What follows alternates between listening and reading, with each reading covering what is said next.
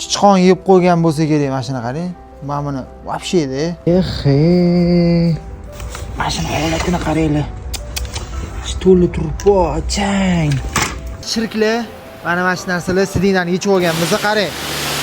Klientga tozalab, yuvib, chiroyli qilib topshiramiz. Voy. Ochilishini qarang, buni ochilishini. Top toza bo'g'otdi. Parallel almashtirganda mana shu joylariga ahamiyat berib yuvorsa. Voy. Dili bag'ring yayriydi-ku bunaqa holatdan keyin. Haqiqatan turibdi, loy bo'lib ketgan ekan buni. Birato'la parallel almashtirganda yuvmasak bo'lmasdi-da. Hozir bitta karcha urib top toza qilib oldik. 2005-yil, 2004-yilda parallelni qaranglar. Ham qaranglar buni. Voy. Asos chiqib ketgan. Haqiqatan asos chiqib ketgan. O'sha mana changi qaranglar.